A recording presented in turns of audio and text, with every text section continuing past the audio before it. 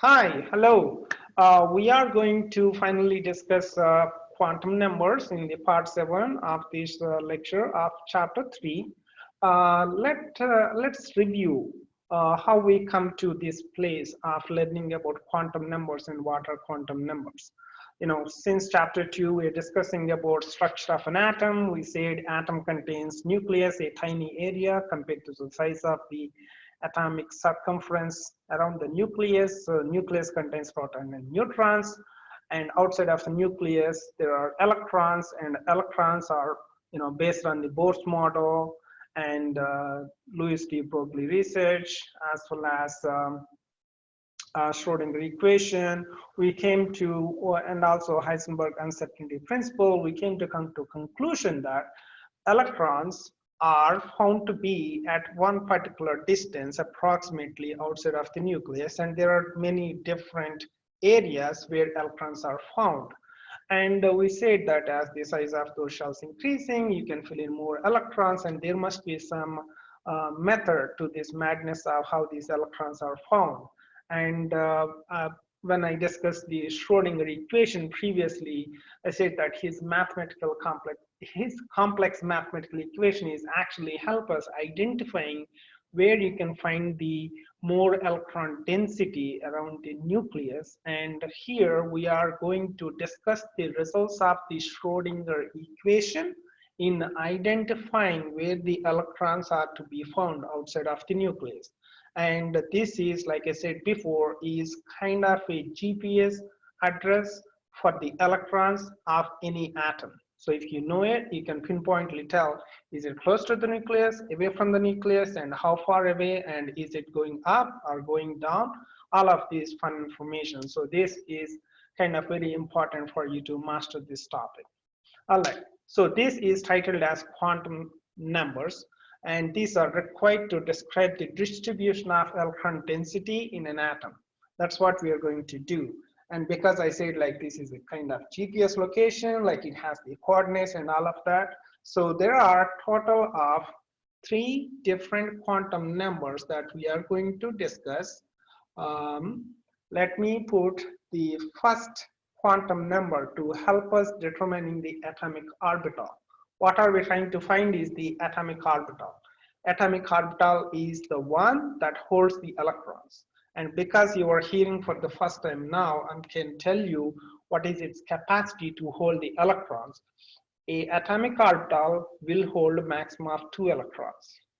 So imagine we have like 118 electrons maximum in the largest element found currently now, argon SEN.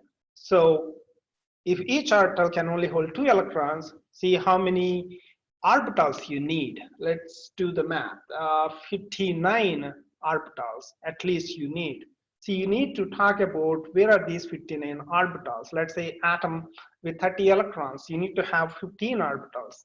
An atom with only 6 electrons, you need to have 3 orbitals. But those 3 orbitals, you need to know where you should arrange them. So we are going to discuss all of those details, how to arrange these electrons with some method.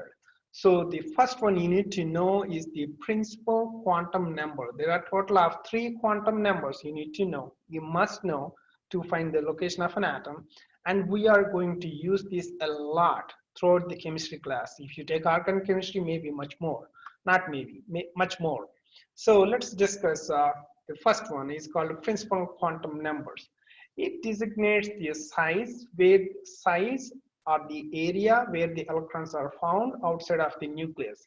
If you guys remember those electron diffraction aluminum foil structure, X-ray diffraction structure, where you see that electron clouds circular around the central area, and they're going bigger, bigger, bigger.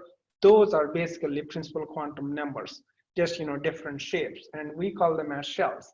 Even if you remember those Bohr model of hydrogen atom, where electrons going up, coming down, those N1, N2, N3, N4, those are all, those are all shells that you already know something about. So, but this is the new one to you. Second one is called angular moment quantum number. So this is new to you. Let me tell you what is the use of it. The use of this one is to describe the shape. And you can refer this angular quantum number as the subshell. You're talking about a single subatomic electron or maybe a bunch of electrons in a large area around the nucleus. So these electrons, like I said, they were clubbed into a bunch of two, and those two electrons, those two orbitals, those two electrons in orbital again clubbed into different shapes. Within a large shell, there are electrons that again clubbed into together. Like in a classroom, you have a little group of two, or maybe another group of five, another good friends of three, like that, right? How students would group together, just like that.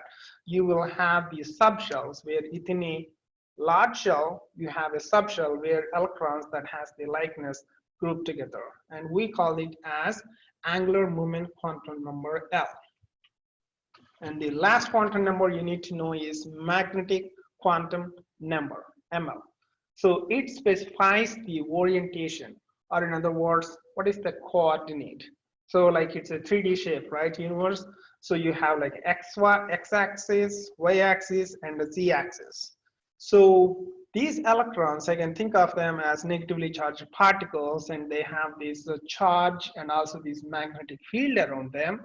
And they want to travel around the nucleus and have their own way of, they want to have their own pathway, not collide with another electron. So what they did is they created this kind of smart orientations of X, Y, and Z so that they travel in such a way that they won't collide with another electron. So it's just a beautiful thing we are going to talk about.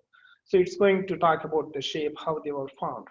And the last one is, this is again not a quantum number, and I try to color code differently so that you differentiate it, but I see some students trying to mistake that with a quantum number. So I decided not to wait to show you what is this and show you now. And again, I'm going to discuss later when the time comes. So I said at the start, each atomic orbital, which is an area where electrons are found in the smallest possible area, is called an atomic orbital. Each atomic orbital has a capacity to hold 2 electrons. And those 2 electrons of same charge, you cannot put them in same direction. Or you cannot ask them to have the same spin. Electrons, spin and travel. So when they were doing that, they will be adjusted in the orbital in opposite spins. One goes up, another goes down. So they never collide or they never repel. And it is determined by the electron spin quantum number. It is the easiest, well, I shouldn't say quantum number, but it is still neither quantum number, but there are 3 main quantum numbers you need to know. Principal, which is talks about the shape of the shell, and angular, which talks about the shape of the subshell, if there is any particular weird shapes, and magnetic is those shapes are found in what coordination, X, Y, or Z. All right. So let's in detail discuss about these 3 quantum numbers. The first one, as we said, is a principal quantum number, which describes the shape of the orbital. I want to say shape. I want to say this one as shell. By mistake, I guess we might have it as an orbital. It shouldn't say orbital. It's confusing. Principal quantum number talks about the size of the shell outside of the nucleus. So please change it to shell. So as you see in the Bohr's model, the closest shell to the nucleus, we give the number 1. It just numbers that we give. So it's a location. So we have our own way of giving it. So nucleus closest to the 1, we say shell 1. Second closest is shell 2. Third closest is shell 3. Fourth closest is shell 4. So integers 1, 2, 3, 4, 5, 6, 7. And this is something that you have already seen when we discussed about Bohr's model. And the second quantum number is angular quantum number, and we have the designation of L. It just, principal quantum number has designation of N, angular quantum number has designation of L, something easy for us to communicate. So it describes the shape of the atomic orbital. So we refer this one as a subshell. Refer angular quantum number as a subshell.